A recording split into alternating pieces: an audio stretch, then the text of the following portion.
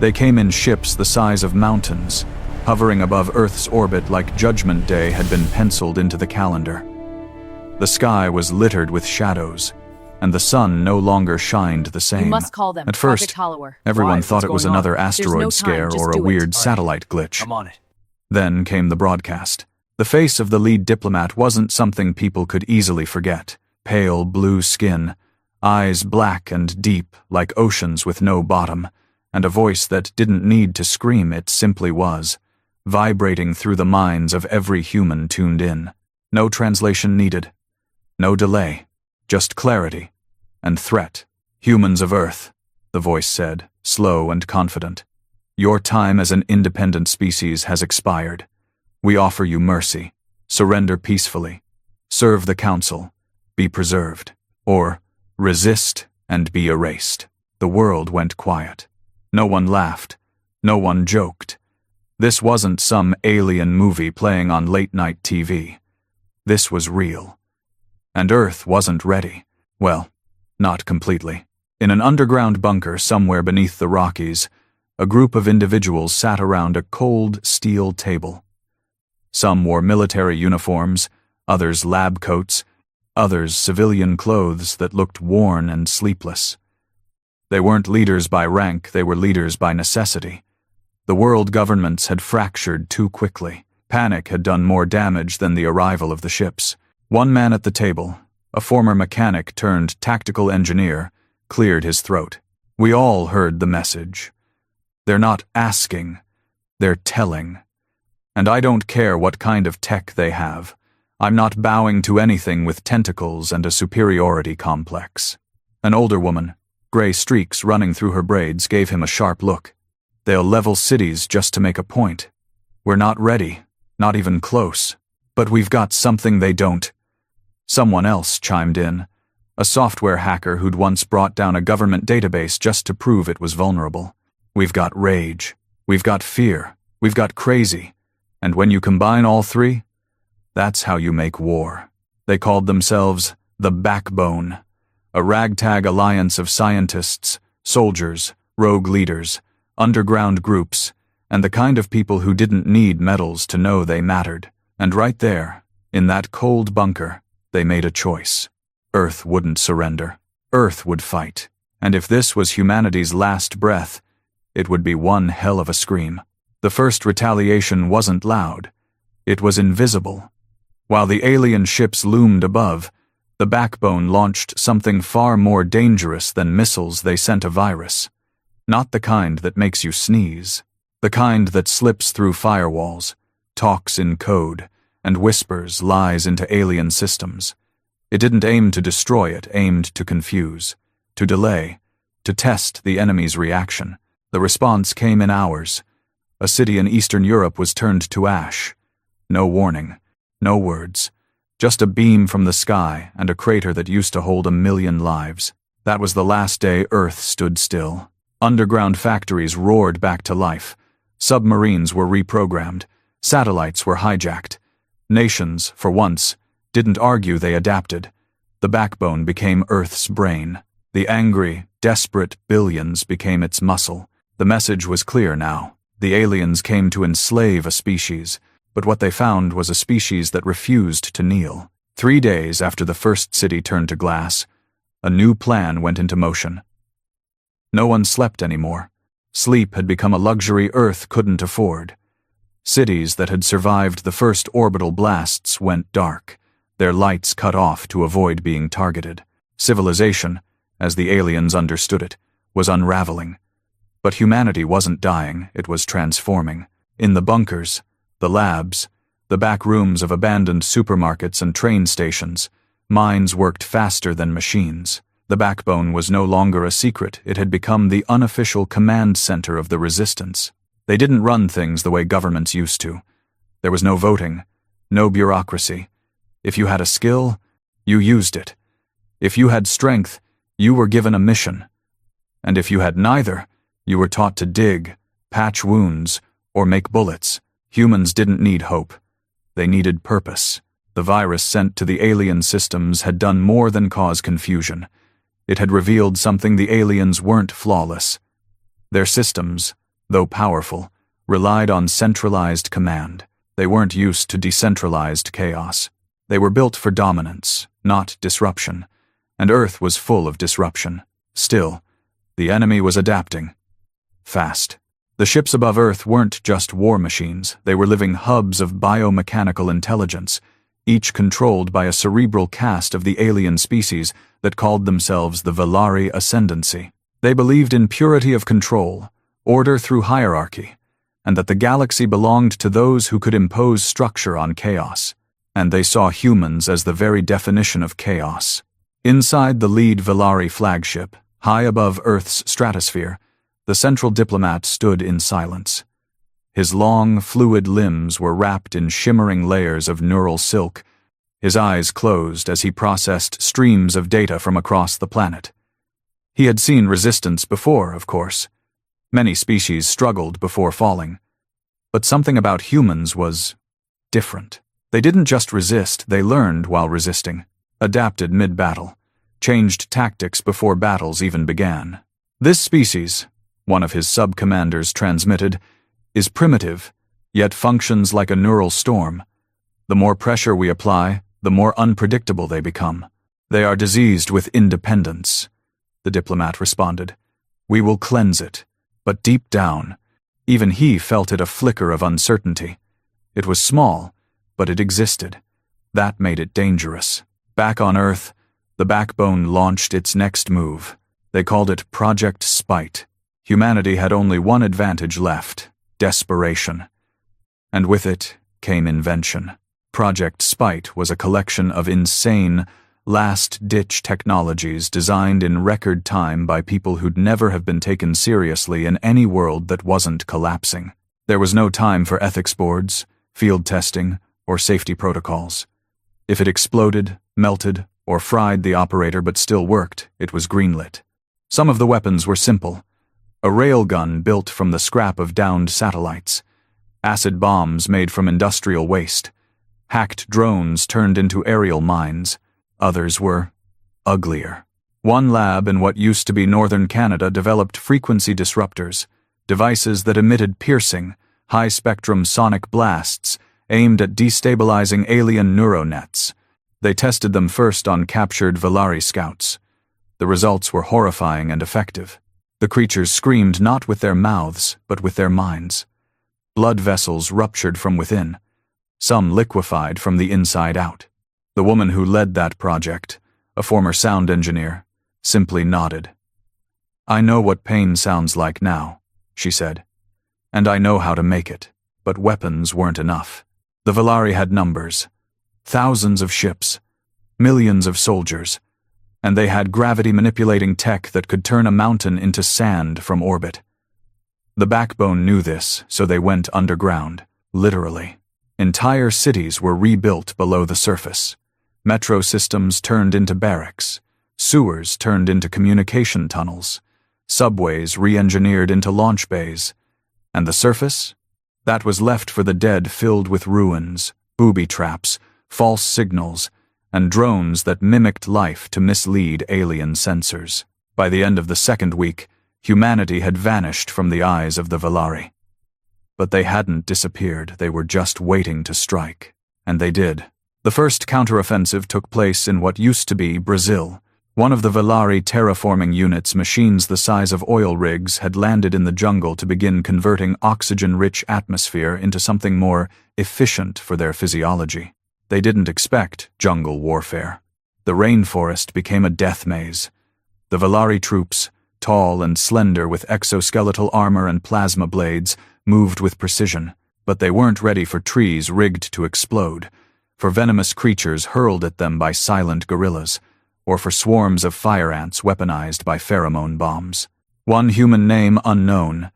No rank ran into the middle of a Valari patrol wearing nothing but mud and a smile. He held a backpack of thermite grenades and whispered something in English before pulling every pin. The transmission from the unit went dark after that. By the end of the operation, the terraforming rig was in flames, and every Valari in the area had either fled or been dragged into the trees, never to be seen again. The aliens learned a new word that day: trap, and another: Revenge. Still, victory was never clean. For every successful hit, humans lost hundreds. Supplies ran thin. Water had to be filtered by hand. Injuries went untreated, and the psychological toll was worse. Children didn't cry anymore. Adults didn't laugh. Everyone aged faster. Some just broke, mentally snapped, disappeared into the wasteland, or turned suicidal in the tunnels. But others became something else, something harder than steel. People with no past, no hesitation, only mission. They became ghosts, shadows, executioners of Earth's vengeance. The Valari called them surface phantoms. They struck at night, without sound. Cut power lines to alien tanks, slipped into outposts, and slit throats with melted metal. One alien commander was found nailed to the hull of his own dropship, with a note written in blood. "You should have come in peace." By week 4, the Valari realized something horrifying. They weren't fighting a species, they were fighting an idea. And you can't conquer an idea. The Galactic Council overseeing the invasion began to get nervous. What should have been a clean absorption of an inferior planet had turned into a messy, costly, morale-shattering quagmire. Broadcasts meant to demoralize Earth instead became memes in underground networks. One of the more infamous ones showed the Valari diplomat giving his surrender ultimatum, edited to have clown makeup and subtitles that read, "We underestimated the naked apes." Earth was laughing again. Not because things were better, but because laughing in the face of doom was the only thing keeping people sane. Then came the turning point. A Valari ship was captured. Not shot down, captured. It had landed in Siberia to establish a forward base. But their systems were compromised by human-made microdrones the size of insects. These drones snuck aboard during refueling, infected the life support system, and triggered a series of internal malfunctions. Half the crew died from rapid decompression, the other half from carbon dioxide poisoning when their filters shut down. When the backbone operatives entered the ship, they found one Valari still alive, gasping on the floor, claws twitching. He looked up, confused, blood pooling from his nose. One of the humans, a former linguist turned interrogator, knelt beside him and whispered, "You invaded the wrong species." Then they took the ship. Piece by piece, they studied it, reverse-engineered its controls, learned its patterns. The engineers were starving, sleep-deprived, and desperate, but in 10 days, they did what most thought impossible. They flew it.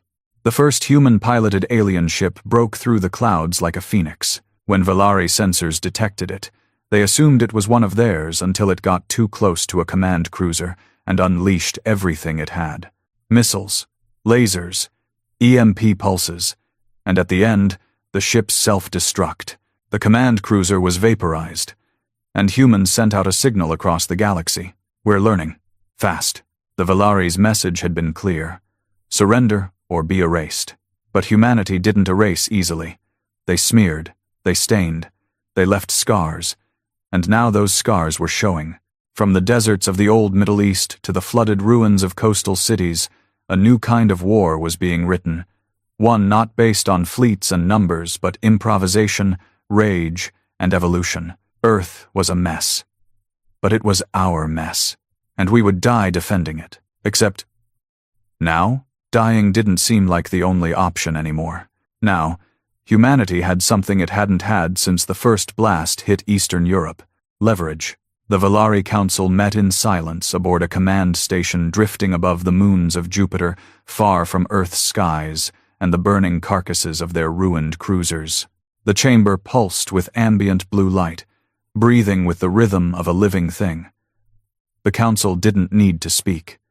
Their thoughts were transmitted through a shared neural field.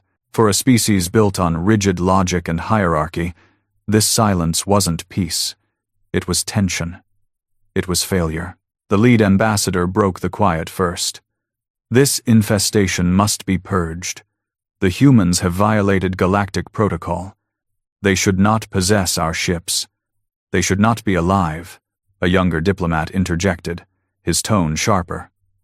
"They adapt too quickly. We underestimated the plasticity of their psychology. Their aggression isn't biological, it's cultural. They choose to fight in madness. They find glory in suffering. They celebrate defiance. Then we remove their reasons to celebrate, another counselor replied. We burn the rest of their cities, starve them, silence their networks. If they speak through chaos, we will return silence.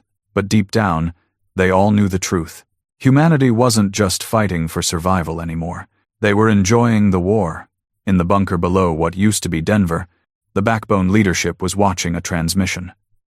Not one of the Valaris, this one was homemade, patched together by resistance fighters in a lab dug beneath a school gymnasium. The video showed the captured Valari cruiser being torn apart piece by piece, wires, energy cores, navigation systems, all repurposed. Human scientists stood beside chalkboards and plasma screens, pointing out discoveries, laughing like mad inventors. One even toasted the camera with a cup of dirty water. At the end of the video, someone stepped into frame, not a soldier, not a general. Just a teenage girl in a patched-up jacket, holding a handmade rifle.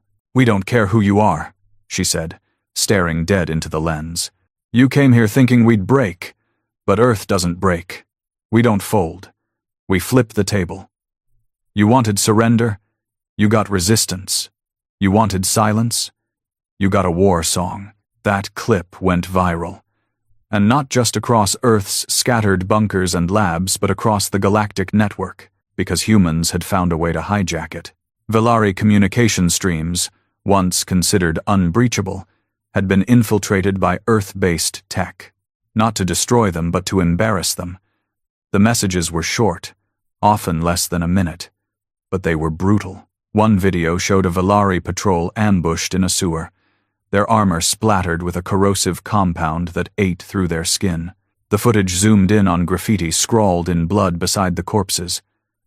"Better luck next time." Another showed human children in gas masks flipping off a passing scout drone. Each broadcast ended the same way with the words, "We are Earth. Come get us." Project Spite was evolving too. In a hidden complex inside what was once a hydroelectric plant, engineers were working around the clock on Project Black Echo, a sound-based psychological weapon meant to trigger panic and hallucinations in Valari soldiers. It wasn't about killing, it was about breaking minds. They tested it on a group of captured Valari units kept in sensory deprivation chambers. The moment the frequency was activated, the aliens thrashed like animals. Their neural nets scrambled. Some collapsed instantly. Others begged for mercy in broken languages, scratching at their own flesh. The lead scientist, a woman who once taught music theory, adjusted her headset and whispered, "Told you rhythm could kill." Meanwhile, underground bunkers were being upgraded. What had once been survival shelters were now fortresses, each rigged with false tunnels, rotating rooms, and escape chutes. Human engineers learned to make entire structures vanish behind holographic rock walls or beneath pools of water. The Valari scanned for life and found none. But Earth was never silent. In the shadows, a new kind of soldier was being trained. Not with rank or medals. These weren't clean-cut warriors or parade-marching troops. These were the breach teams, 6-person cells trained to infiltrate Valari ships, sabotage reactors, and vanish before alarms were raised. They studied alien anatomy, practiced Valari speech patterns, wore stolen armor and masks. One team even managed to sneak aboard a mid-orbit refueling station, disguised as maintenance drones, and planted explosives in the station's core. The result? A chain reaction that vaporized 3 warships. The Valari were enraged, but anger didn't make them stronger. It made them sloppier. They began launching blind retaliations, blasting entire mountain ranges just in case a signal came from nearby. Cities with no survivors were bombed again. The aliens weren't just fighting Earth now, they were fighting their own fear. And that fear had a name: humans. In a rain-soaked jungle in Southeast Asia, one of the Valari's newest ground battalions made landfall. Sleek, armored units, bipedal walkers, drones hovering above like metal vultures. The jungle was marked for complete sterilization, but the trees watched, and beneath the roots, the earth waited. The Valari moved through the dense undergrowth, scanners blaring, heat signatures picking up ghost traces of movement. Their path led to what looked like an abandoned village. Empty huts, rusted metal. A single flag waving in the wind, the old Earth insignia, dirt-stained and torn. The commander issued the order. Purge. But the moment their troops stepped into the village square, the ground exploded. Hundreds of pressure mines, all handmade, all covered with thermal dampeners, went off at once. Half the battalion evaporated in a wave of shrapnel and fire. The rest fell back only to find the path behind them rigged with spikes, nets, and neurotoxic gas. Hidden in the trees, human snipers fired homemade rifles powered by alien energy cells. One by one, the remaining Valari dropped. A final message was left burned into the side of a tree. Still think we're primitive? High above Earth, the Valari fleet's leadership was unraveling. Morale was at its lowest. Ships that had once conquered planets were now locked down in orbit, terrified to land. Supply lines were compromised. Communication was being disrupted by human jamming fields. One captain even turned his ship around, refusing to deploy ground troops until the threat was properly sterilized. The council began fracturing. One faction demanded full planetary annihilation to fire their singularity cores and burn Earth from orbit. Consequences be damned. Another faction warned that such a move would violate interstellar law and provoke the other species in the Galactic Council. Humanity must be contained, not martyred, one Valari noble warned. If we make them into victims, they will become legends. They already are, someone else replied. Back on Earth, the Resistance had found a strange kind of rhythm. Every death fueled more vengeance. Every defeat sparked more innovation. And now, they had alien tech, fully functional, reverse-engineered, and weaponized. In a salt mine-turned-weapons lab, Earth's first hybrid mech was built powered by Valari plasma cores, armored with salvaged cruiser plating, and piloted by a woman who used to race motorcycles across the Nevada desert. It wasn't elegant. It wasn't sleek. It was loud, ugly, and mean. They named it Mud Devil. The first time it was deployed, it tore through a Valari firebase in minutes. Plasma cannons burned craters in enemy lines. Missile pods fired in chaotic, unpredictable bursts, patterns designed to mimic human rage, not precision. The aliens didn't understand it, because war, to them, was supposed to be choreographed. To humans, war was jazz, improvised, emotional, chaotic, and deadly. The backbone received new intelligence. Valari reinforcements were on their way. The fleet above Earth wasn't the full force. Worse, they weren't even the main force. The aliens were regrouping, planning something bigger, worse, possibly final. But humans didn't plan for defeat. They planned for revenge. A secret program, Project Hollow Sky, was initiated. Its goal wasn't survival. It was escalation. The scientists working on it were some of the best minds Earth had left. And the craziest. A quantum physicist who used to build nukes. A cyberneticist who lost her brother in the first attack. A former criminal who could build EMP bombs out of kitchen appliances. Together, they developed a prototype, a neural wave cannon that could be fired from a satellite. The idea was simple. Scramble the neural patterns of any species tuned to Valari frequencies. The results wouldn't be pretty, and they didn't care. But first, they needed a satellite in orbit. And they needed someone insane enough to fly it there. A name surfaced.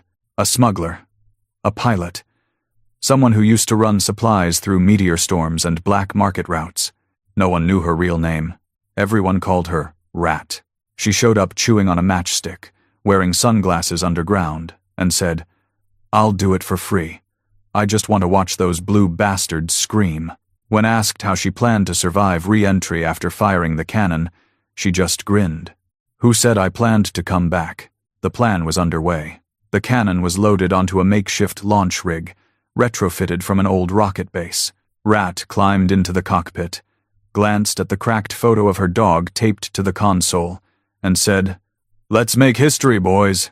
The launch roared through the night. The sky lit up, and above the clouds, The Valari ships turned to see a human missile rise toward the stars, not to run, but to bring war to the very edge of the galaxy. The stars were silent when the cannon fired.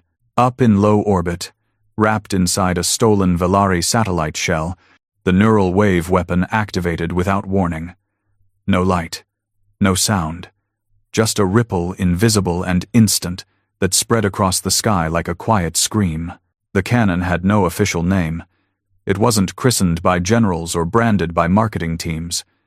But down on Earth, they started calling it Skyburn, because that's what happened to the Valari. Dozens of warships began losing control, not exploding, not malfunctioning, forgetting. Their pilots collapsed mid-command. Crew members clutched their heads and shrieked in frequencies that scrambled their own comms. A cruiser hovering over the Pacific just dropped, not as an act of destruction, but as if it had simply forgotten how to fly. When it hit the water, a mushroom of steam shot miles into the sky. Then came the silence. The humans watching from below didn't cheer. They didn't celebrate. They studied. They needed to know what worked and how long it would keep working. Because if Earth had learned one thing, it was this: the Valari were fast learners. But humans were faster liars. The Valari command didn't understand it at first.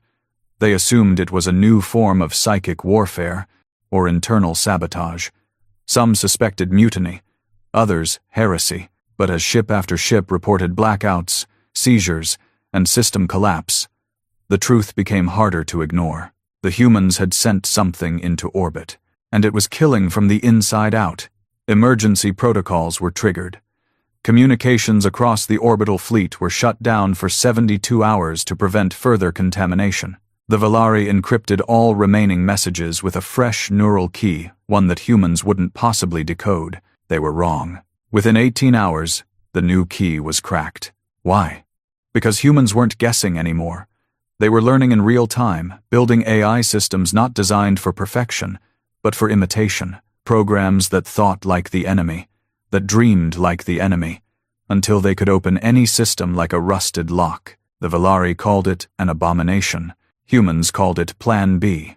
Somewhere deep in what used to be the Mojave Desert, a new underground base had gone operational. It wasn't a bunker. It wasn't a lab. It was a launch hive. Here, humanity's first hybrid craft were being assembled, not fighter jets, but orbit breakers. Ugly, asymmetrical ships patched together from Earth metals and Valari fragments, held together with sweat, spite, and welding torches. They were too slow to dogfight and too fragile to face cruisers head-on, but they didn't need to. Their only purpose was to get up and take the war to space. The first launch was silent. No global broadcasts, no victory speech, just a coded message sent to every surviving resistance cell. We are no longer ground-bound. The ship was piloted by a squad of nobodies. A former delivery driver, an out-of-work chemist, a nurse who hadn't slept in 4 days, and a blind radio operator who could sense radiation like breath. They weren't soldiers. They weren't trained, but they made it to orbit. And once they did something no one expected. They boarded a Valari ship alive. The boarding was chaos. The Valari didn't anticipate humans in their own domain. They hadn't even reinforced the outer hulls for internal assault. So, when the resistance team breached a side hatch using an electromagnetic spike drill, they entered the ship like termites chewing through steel. They didn't come to destroy. They came to download. The nurse rigged a relay to the central memory node. The chemist began cataloging samples from the ship's atmosphere.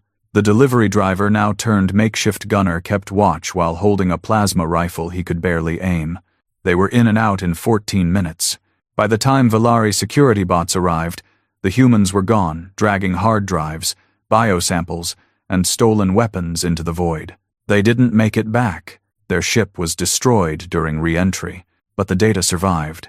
It crashed into the Arizona desert in a fireball and was recovered by a scavenger crew 3 days later. Most of the files were damaged, but the parts that worked changed everything. They revealed something the Valari had never wanted known. They weren't gods. They weren't even unified. The Valari Empire was built on appearances. A single voice, a singular vision. But behind closed frequencies, there were fractures, deep political rifts between factions of the Empire. Some wanted Earth cleansed. Others wanted it studied. Still others feared the attention humanity was drawing from other galactic species that had long stayed silent in the shadows. The data showed arguments, protests, even sabotage. One line in a corrupted audio file became famous in resistance channels. "We cannot afford to create another Solari crisis. These humans are not prey. They are ignition." No one knew what the Solari crisis was. But the implications were clear. Earth wasn't just surviving the invasion. It was destabilizing the invaders. Back at the Mojave launch hive, Project Golem was entering final testing. Unlike previous designs, this ship was meant to fight. A two-pilot attack vessel, fitted with hybrid thrusters and loaded with sound-based weapons designed to scramble Velari neural armor. Its armor was salvaged from downed drones. Its interface was mostly duct tape and repurposed VR equipment. But it could turn on a dime and fire while doing it. The test pilots were twins, street racers from Detroit, raised on war and junkyards. They had spent more time in stolen cars than classrooms, and that made them perfect. They didn't think like pilots. They thought like survivors. When Golem launched, it didn't fly straight. It drifted, skidded, spun, twisted in zero-G like a shark learning to swim. When it engaged its first target, a Scout-class Velari vessel, it didn't aim for center mass. It aimed for the joints, the antenna, the exposed belly. 3 shots. 1 kill. Meanwhile, far from Earth, something else was happening. Other species were watching. And they were curious. Humanity had always been considered a backwater civilization. Unrefined, loud, petty. But now, that pettiness was turning into something cosmic, something contagious. A few small, unaffiliated ships belonging to neutral races began orbiting Earth just outside Velari range. Observing, documenting, sending probes. The Velari ordered them to leave. Some did, one didn't. It was a cloaked vessel from a species called the Narration, thought extinct. When the Velari fired on it, the Narration responded not with violence, but with a message. Translated into human language, it read, "We have no love for your species, but we admire your defiance. Keep fighting." It was the first time Earth received outside acknowledgement. The Resistance printed it on T-shirts. Project Skyburn was recharged and ready, but this time, it had a second payload, a message. Not a human message, a Velari message, pieced together from their own broadcasts, edited, warped, and reassembled into something new. The broadcast was launched through hacked Velari satellites, straight into their command network. It played for 8 full minutes. The voice was Velari. The tone was formal. But the words were unmistakably human. "We are not broken. We are not afraid. You came to enslave us. But we will rewrite you. For every drop of our blood, we will steal a piece of your empire. You demand surrender. We demand your fear." The Velari tried to trace the signal. They couldn't, because it came from 5 separate points all moving. The humans had launched satellite drones. Dozens, hundreds, some real, some fake, all scrambling Velari systems and pinging their own comms with taunting messages. The war wasn't just on Earth anymore. It was in the skies, and humanity had made it messy. The Velari High Council convened once more. This time, with desperation in their signals, a new vote was called. Option 1. Withdraw. Cut losses. Contain Earth through orbital blockade. Option 2. Planetary annihilation. Fire the singularity cores and remove Earth from the galactic map. Option 3. Reclassify humanity as a Tier 7 rogue species. Dangerous, unpredictable, and not to be engaged without extreme caution. The vote was split. But before they could decide, something unprecedented happened. A human ship, one of the first hybrid fighters, docked with a Velari diplomatic relay station. Illegally. Unannounced. Inside were 2 resistance fighters. Not to fight, but to negotiate. They offered a simple message. You leave. We don't chase you. You stay. We learn how to kill you faster. The choice is yours. The Valari commander ordered them killed on sight, but the guards hesitated, because the humans were unarmed and smiling, like they already knew what came next. The humans walked out of the Valari relay station alive. No shots fired, no blood spilled. Just two unarmed resistance fighters, dressed in patched-up environmental suits and cracked helmets, strolling through a corridor of armed Valari guards. The alien soldiers had weapons trained, claws ready, neural blades humming, but they didn't move. Because something about the humans, something beyond logic or threat, had made them pause. It wasn't arrogance. It was certainty, the kind that only comes from people with nothing left to lose, and everything left to destroy. When the diplomatic relay commander finally gave the order to open fire, the humans were already gone. Their evac pod had launched from the underside of the relay and burst into warp using scavenged drive tech. Their message had been delivered, and the Valari understood one brutal fact. This wasn't a war for Earth anymore. This was a war for dominance. Down on the planet, the resistance was changing. Victory, or the scent of it, had changed people. Not softened them, but sharpened them. The rage that once kept them alive was evolving into purpose. They were no longer simply reacting to invasion. They were building toward retaliation. Underground networks that once funneled supplies were now coordinating global counterattacks. Resistance hubs, once isolated and protective, began to share intel, strategies, and weapon designs openly. The backbone had become a brain, a global organism of rage-powered intelligence. A new motto had emerged among field units. Fight dirty, speak loud, burn everything they love, and humanity meant it. One of the new operations, codenamed Needle Rain, targeted Valari terraforming satellites, still hovering in Earth's upper atmosphere. These satellites weren't just transforming the air, they were broadcasting low-frequency neural pulses designed to weaken human emotional response, dulling empathy, and suppressing resistance coordination. The scientists behind the satellites assumed it would pacify the population, but they didn't understand the human mind. It didn't dull rebellion. It just made the rage cold. Needle Rain launched in 3 waves. The first wave involved ground-to-orbit railguns built from leftover magnetic turbine systems.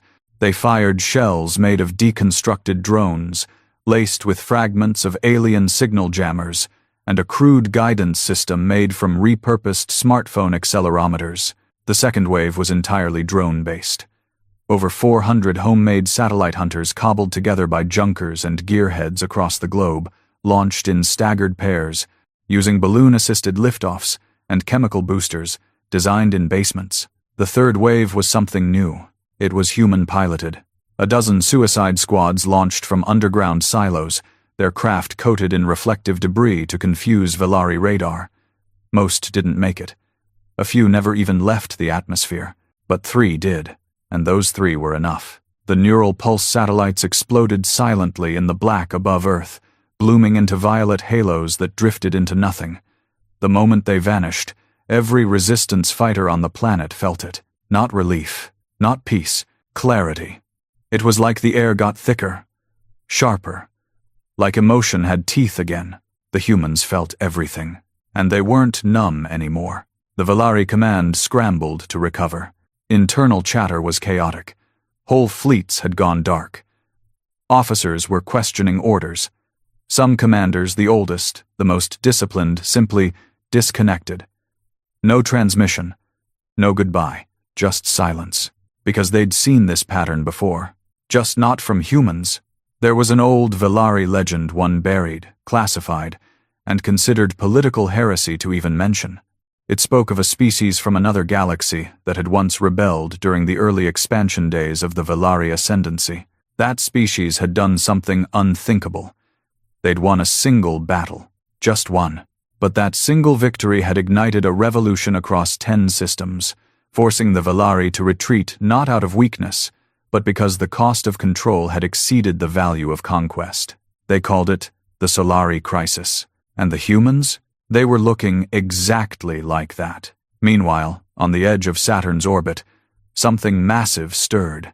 Buried deep inside the icy crust of one of its moons, the Valari had built a backup base, a fortress of silence, rigged for emergency control and population reset protocols. It was meant to be the final bastion, should Earth fall into disobedience too quickly. The Valari rarely planned for failure, but they always planned for betrayal. Now, that hidden station had become active. Its mission: deploy a purge beacon, a last resort weapon that would emit a solar-level flare directly into Earth's magnetic core, triggering catastrophic magnetic collapse. It wouldn't just kill humans, it would wipe out all biological identity on the planet. Reset Earth to 0. The beacon needed 12 hours to charge. The humans found it in 3. They didn't have a fleet. They didn't have a proper army. But they had Golem Squad, the twin-piloted hybrid fighters that had taken down Valari scouts in orbit. The Golem twins, riding in their upgraded assault ship now named Banshee, led the strike team. Behind them followed 6 more fighters, each flown by a mix of ex-mechanics, ex-smugglers, drone operators, and one ex-janitor with the highest kill count in orbit. The assault on the beacon wasn't a battle, it was a storm. Valari defense drones rose from the ice in clouds.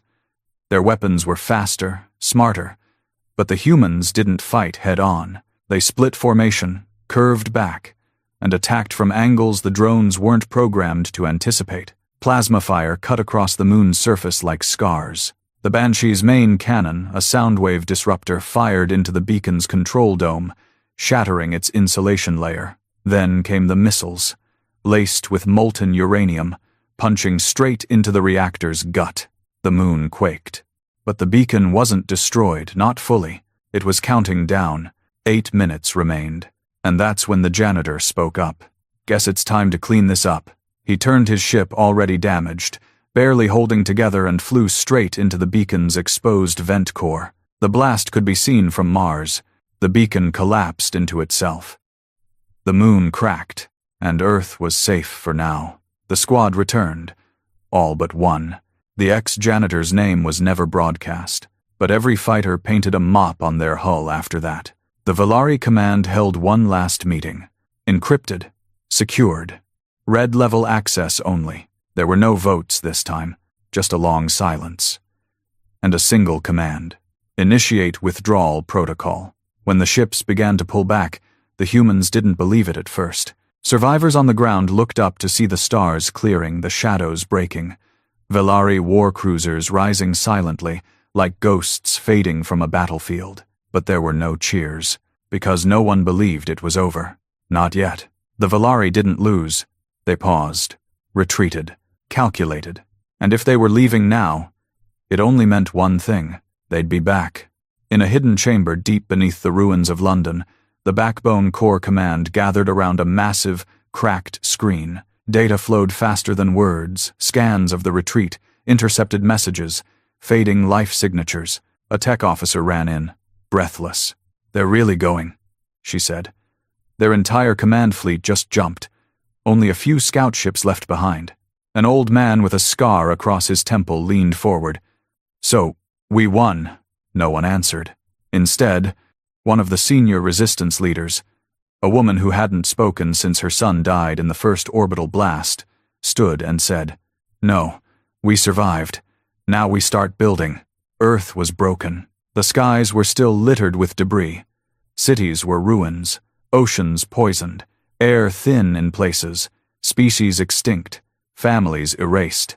But the humans were still here. And now, they had pieces of alien technology, weapons they didn't fully understand, engines with no manuals, armor made from alien bone and liquid metal. They had knowledge, and they had questions. Why had the Valari been so afraid of rebellion? What happened during the Solari crisis? And why, deep inside the stolen data from the Valari flagship, was there a single encrypted folder with one word in English? Second, 2 weeks after the Valari retreat, Earth was still smoldering. The silence left behind wasn't peaceful, it was heavy. The sky was clearer, sure, but it felt like looking into the barrel of a gun that hadn't fired yet. People weren't rebuilding out of hope, they were rebuilding like they knew the aliens would return, and next time, they'd aim lower. But beneath the surface, something else was growing. Information. The stolen Valari data had been passed through every decryption team Earth could scrounge up. Military cryptographers, teenage hackers, reprogrammed AIs, even a blind woman who could feel machine languages by tone. Together, they cracked it open.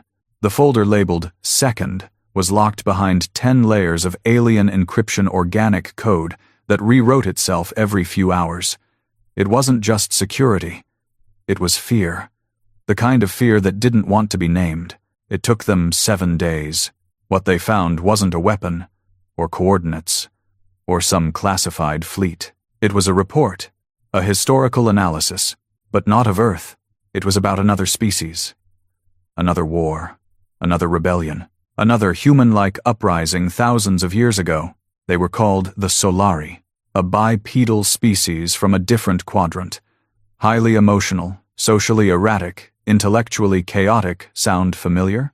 The Solari had been targeted by the Valari in what was supposed to be a peaceful integration, just like Earth. Only they didn't resist with weapons at first. They resisted with ideas. They poisoned Valari systems with philosophical logic loops, overwhelmed communications with millions of contradictory messages, turned Valari AI into self-aware poets. Within a year, the Valari began losing control not from violence, but from identity collapse. And then, the Solari built weapons. Not massive fleets, not Empire-class dreadnoughts. They built tiny, disposable light-jump needles, microships, that carried unstable warp cores. They launched them into Valari space and detonated them in hyperspace corridors. The result? Entire sectors blinked offline for decades. Supply chains shattered. Neural link systems broke. Empires collapsed from the inside. But the Solari didn't win. They disappeared. According to the file, the Valari responded with something called Protocol Erasure, a full-spectrum genetic sterilization campaign across the entire sector. Every Solari planet was bombed, every remnant erased. Except one line stood out. It wasn't written in Valari language. It was scrawled in a human hand, like someone had overwritten the file before it reached Earth. They didn't kill us. We became something else. And now, we're watching Earth. The room went quiet when the line was read aloud. The leaders of the backbone stood around the cracked tablet, each one processing the same terrifying idea. There was another human-like species, and it was destroyed. But maybe. Not all the way. The Valari hadn't come to Earth just to conquer it. They'd come to prevent another Solari. That was the reason behind the rush, the brutality, the refusal to negotiate. They weren't just asserting dominance. They were preemptively terrified, because humans weren't the first. And the Valari had no idea how many were still out there, far above Earth. In one of the captured Valari scout ships orbiting quietly behind the moon, a new kind of experiment was underway. The Resistance had reprogrammed the ship's core systems to transmit fake Valari orders signals mimicking command directives, distress calls, troop movements. These weren't just meant to confuse any returning Valari fleets. They were a bait signal, because now Earth had a new mission. Find the Solari, or what was left of them. If any of them had survived, they would have noticed the war, the retreat, the disruption in the Valari network, and they might be listening. Project Echo Dust was born in secret, led by a group of linguists, theoretical physicists, and an ex-street magician who swore he could detect patterns in static. Echo Dust was designed to do one thing: make contact, not with allies, not with enemies, but with the ghosts in the dark. They transmitted layered signals, encrypted poetry, distorted radio patterns, deep space Morse, even emotional soundwave imprints. It was insane. It was unscientific. It was very human. And on the 19th day after the Valari retreat, someone responded. The signal came from the edge of Pluto's orbit. It wasn't a message. It was a hum. A vibration that entered Earth's satellite systems and activated dormant Valari components. It didn't say anything in language. It made the systems cry, literally leaking coolant like tears, emitting shrieking tones, and drawing strange shapes on internal displays. Those shapes matched the old Solari glyphs buried in the stolen Valari report. One symbol repeated over and over. "We remember." The message spread like wildfire through the resistance. It wasn't confirmation, not officially, but it was enough to send the next ship. They called it Wanderer, the first human vessel, purpose-built for deep space search and contact. Small, shielded, semi-autonomous. It carried no weapons, just signal gear, analysis drones, and a pilot trained in listening. Not hearing, listening. Her name was Mina. No last name. No rank. Just a history of surviving things no one should survive. Her voice had gone silent years ago.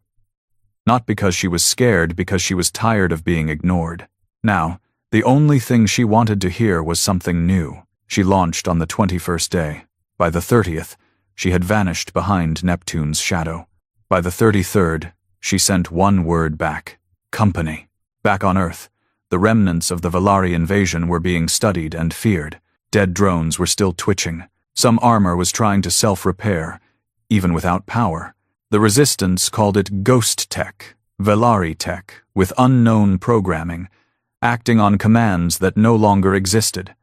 Some pieces even whispered in tones no one could understand. One technician went insane after sleeping near a crate of broken neural helmets. He swore the helmets were dreaming. Another disappeared entirely. Only her shadow remained, burned into the wall like a negative. The message was clear. Valari Tech wasn't dead. It was waiting. In orbit, human satellites began to pick up new movements. Not Valari. Not anything they recognized. Ships. Small. Black. Moving in ways that defied inertia. Some were barely larger than escape pods. Others were massive, long, obsidian shapes, shaped like needles and thorns, drifting without heat, without signal. They didn't speak. They didn't attack. They just watched. One day, a phrase appeared in every Resistance terminal across Earth simultaneously, and in perfect English. "You are not the first, but you may be the last who can choose." The message came unsigned, but everyone knew who it was from. The Solari hadn't died. They had evolved. What came next wasn't a battle. It was an invitation. 3 days after the message, a ship arrived above Earth. It didn't descend. It didn't demand.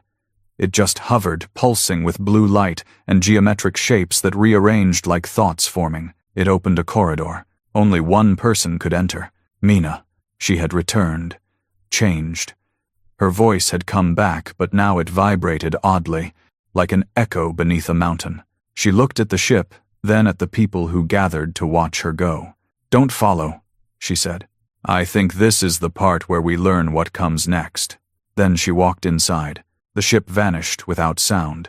Earth was alone again, but not trapped, not lost, because now they had a direction, a warning, and a question. The Valari were gone, for now. The Solari were real, but there was a whisper in the data, a repeated phrase buried deep in the Valari logs, always referenced in fear. A third name, a third species. The reason the Valari had become empire builders in the first place, only mentioned once in full, in a corrupted file marked with an emergency glyph. They are coming, the ones who silence stars. The architects of the Black Signal. The architects of the Black Signal. That name alone was enough to freeze every Resistance meeting across the planet. Not just because it sounded like the punchline of a horror story, but because of how often it didn't appear. In the thousands of pages of decrypted Valari logs, the architects were referenced only 7 times. Each time was redacted. Each mention triggered deletion failsafes, memory wipes, and cascading neural lockdowns even on Valari minds. They feared even remembering them, and that told the humans everything they needed to know. This wasn't another empire. This wasn't another species coming to claim territory. This was something older, and Earth had their attention now. In the burned-out shell of what used to be a university in northern Japan, a resistance team known as Threadline had been assigned to trace the origin of a strange, repeating signal. It wasn't Valari. It wasn't Solari. It wasn't anything. The sound was constant, like static mixed with breathing. Every time they mapped its wavelength, It adjusted like it knew it was being observed. They called it the black signal. It didn't come from space. It came from beneath the earth. Deep below the Mariana Trench, something had begun transmitting something ancient, buried deeper than tectonic plates, in a pocket of pressure no human machine could survive. Threadline sent drones. They melted. They sent seismic pulses. The pulses never came back. Finally, they dropped a disposable pod, filled with nothing but high-frequency sound recorders and a single message. If you're listening, so are we. The pod was crushed within minutes, but one file was transmitted just before failure, a sound. Not speech, not static, a heartbeat. Slow, immense, hollow, and then it stopped, like something below had heard us. In orbit, the Solari ship hadn't returned. Mina hadn't sent a message. But strange changes were happening in Earth's night sky. Stars were disappearing, not exploding, not dying, just gone. Entire constellations erased from view. At first, people thought it was fear-fueled paranoia. But observatories, the few that still functioned, confirmed it. 14 stars within known galactic reach had ceased to exist. Not faded, not blinked out, just removed like someone had blacked out parts of the sky with a permanent marker. That's when the black signal began broadcasting above Earth. Not a ship, not a fleet. A shape. It entered the solar system slow, not drifting, but gliding, like it was surfing through the void on rails only it could see. There was no heat signature, no gravitational pull. It didn't block out light. It absorbed it. It was a void wrapped in architecture, a city of impossible angles, rising towers that folded in on themselves, rotating black geometry suspended in open space. It didn't orbit. It anchored just beyond Pluto, hovering like judgment. The Resistance tried scanning it. Every system fried. One satellite simply vanished from history, all memory of its creation erased from archives and human minds alike. Only one word could describe it: unknowable. But Earth knew one thing for sure. This wasn't a visit. It was a verdict. At the newly built bunker beneath the ruins of Johannesburg, the Backbone's new central command called an emergency council. The data was incomplete. The scientists were panicking, and for the first time since the war began, no one had a plan. The Valari feared them, one analyst whispered, scrolling through still corrupted logs. Every time the name comes up, their systems collapse. Not shut down. They fracture. Did we trigger them? A commander asked. No, the scientist said. They were always watching, but now we're loud enough to hear. That's when the lights went out. Not in the bunker. Across Earth.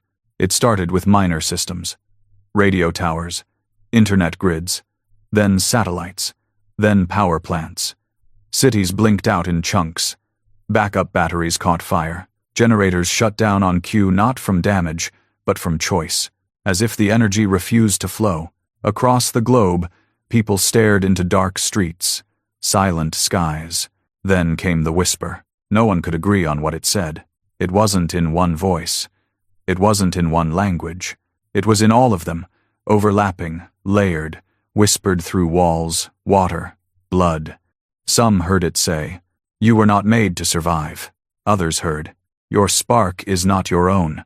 But the message that stuck, the one burned into memory, was this: "We remember your creators." And that's when Earth began to question the truth. In a secret chamber beneath what used to be the Vatican Library, survivors had collected religious texts, ancient myths, hidden scrolls, any record of humanity's ancient past, hoping for some connection. And in a forgotten scroll from an unnamed desert tribe, they found a crude sketch of a dark shape in the sky, above a bleeding tree. The shape matched the black signal's silhouette. The text beneath read, "The ones who came before stars, who lit suns for fun, who planted mines, and pulled them like weeds." What if humanity hadn't evolved naturally? What if Earth was just a test site, and now the test was over? Project Echo Dust was restarted with a new purpose. They no longer searched for the Solari. They tried becoming them. Every scrap of Solari code, philosophy, music, architecture, was fed into a new AI called Sibyl, designed to think between logic and madness. It ran simulations using every cultural blueprint Earth had. Within 2 days, it offered its first response. You will not beat them with strength. You must beat them with belief. They asked the AI to elaborate. It didn't. It just began building a language that wasn't Earth's. It wasn't Velari, wasn't Solari, wasn't mathematical. It was emotion encoded as signal, and when they played it back through Earth's fractured comms, the black signal paused, only for 6 seconds, but it paused, and that was the first sign that the enemy could be reached. Above the clouds, Earth's final gamble began construction. Project Mirrorborn, a hybrid weapon not made of steel or plasma but of story, identity, belief, a weaponized myth, a virus of symbolism. They would make the black signal see humanity the way humans saw themselves, flawed, terrified, desperate, but unbroken. The idea wasn't to win. The idea was to infect the architect's cold logic with something it had never absorbed, meaning. As Mirrorborn prepared, Earth sent one final message, not from generals or leaders or heroes. It came from a child, a refugee. She stood in the center of an empty city and whispered into the cracked mic of a salvaged drone. We don't want to be gods. We just want to matter. If you end us, you'll never know what we could have been. The drone flew high, into space, into silence. And then the black signal responded, with a sound so low, so deep, it cracked Earth's upper atmosphere for 6 seconds. Then it began to leave. It didn't speak. It didn't fire. It just turned. And as it drifted beyond Pluto, the stars it had erased began to return one by one. Light came back. Power returned. Satellites blinked online. Earth breathed. And a final whisper echoed across the neural lines. We will return. Show us something worth saving. The stars had returned, but the silence left behind wasn't peaceful. It was a pause. The black signal had left the solar system without firing a single shot, but the mark it left behind was more than physical. People didn't celebrate. There were no parades, no declarations of victory, only one unspoken truth echoing across every ruined bunker, shattered city, and hollowed soul. They weren't done with us. The architects of the black signal had withdrawn, but they had given Earth an ultimatum. Show us something worth saving. And the countdown had begun. In the shattered remains of Nairobi, beneath a skyscraper that once housed 5,000 before the orbital burn, a team of artists, scientists, dreamers, and engineers came together in what was left of the old cultural district. Not to build a weapon, not to prepare for war, but to create something else entirely. They called it the pulse, a signal, a living broadcast. Something that couldn't be quantified by logic or decoded by alien minds. It wouldn't deliver coordinates, data, or threats. It would deliver emotion, the raw, painful, beautiful essence of humanity. Not a scream for survival, but a confession. The pulse would be broadcast using the modified remnants of the Skyburn system, fused with Velari neurotranslation arrays and Solari harmonic frequencies. But the message wouldn't come from any government, commander, or AI.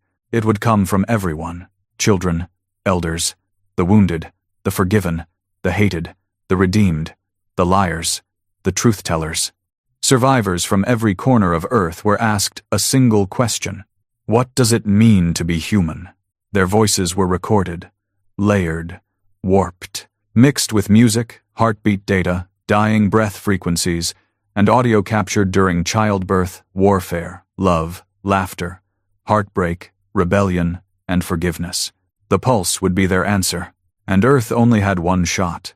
Meanwhile, deep beneath Antarctica, in a facility powered by geothermal energy and built from Velari alloys, the remnants of Sib-Il, the emotion-based AI developed from Solari artifacts, had become something strange. It had stopped responding to code. It began painting. No one knew how there were no brushes, no pigment, no arms. But across the walls of the observation chamber, geometric symbols and colors began appearing, shifting every hour. A young boy mute from trauma began staring at the walls for hours at a time. Then one day, he spoke. She's showing us how to speak to them. The adults asked him what it meant. He just smiled and pointed at a spiral painted on the ceiling. That's us, he said. Unfinished. Mina returned. No ship, no announcement. Just a flash of impossible light in the upper atmosphere and her landing in the Sahara Desert, standing barefoot beside a meteor crater with her eyes glowing a faint indigo. She didn't remember much. Or maybe she remembered everything and couldn't say it. But she delivered one message to the Resistance Command. They weren't always like that. She wasn't talking about the Velari. She was talking about the architects. Before they became gods, they were witnesses. Historians. They watched the first sparks of life and preserved them. But something changed. They started deleting, curating existence like art. And when we got loud, they came to decide whether we were a masterpiece or a mistake. She paused. They're still deciding. Time passed. The earth began to regrow. Cities weren't rebuilt the same. No one cared about skyscrapers or stock markets anymore. People lived closer now, beneath ground, in domes, in repurposed ships, but something deeper had changed. The human spirit, that messy, furious, beautiful force, had fused with understanding. For once, survival wasn't about proving power. It was about proving value. The pulse was nearly ready. And in its final version, it contained no lies, no filters. It showed humanity's first sins: war, greed, genocide, betrayal. But it also showed rebellion, mercy, love, sacrifice, forgiveness. It showed children singing beside burning cities, mothers holding dead sons in arms that refused to let go.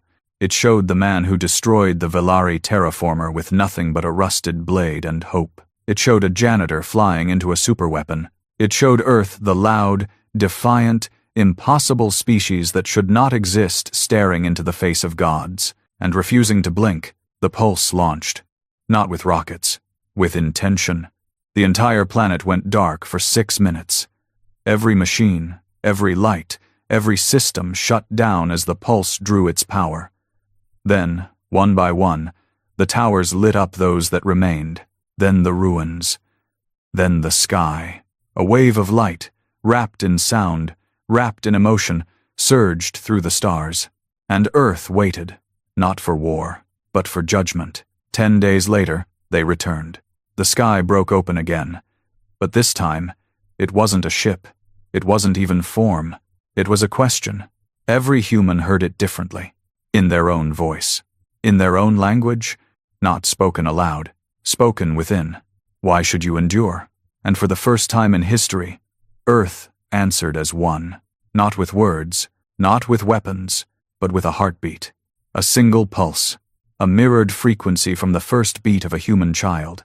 The oldest surviving recording of a human fetal heartbeat played back, amplified, resonated across space. Thump, thump. Then silence. And then, another. Thump, thump. Not from Earth. From everywhere. The stars pulsed back. The architects had responded.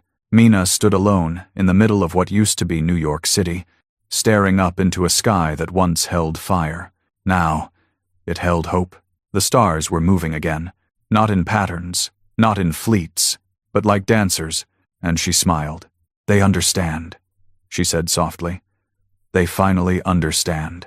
What do they see? A young engineer asked beside her. Mina's eyes filled with tears. Us, she whispered. They see us. Across the planet, lights returned. Velari tech once dormant began syncing with human systems. New colors appeared in plants. The oceans shifted. Gravity itself seemed to hum at a slightly different frequency. And Sibi, before shutting itself down forever, offered one final message. You were never meant to survive. You were meant to change what survival means. The architects did not send a gift.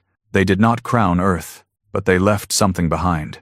Above the planet, in permanent orbit, a single structure, a dark, black ring, humming with unseen energy. No doors, no markings, just a presence.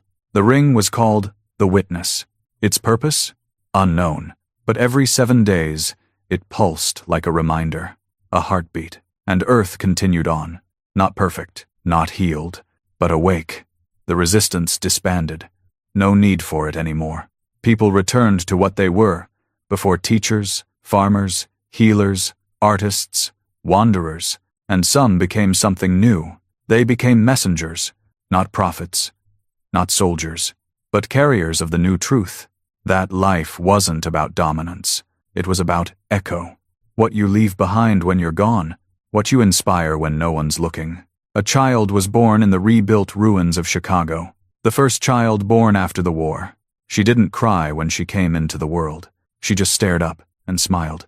Her parents named her Hope, and on the day she took her first steps, the witness pulsed again, stronger this time, as if it noticed. Earth was no longer just a planet. It was a signal to every other species out there, to the forgotten, the broken, the barely surviving, a signal that whispered, "You are not alone. We were meant to die, but we chose to live." Now, it's your turn.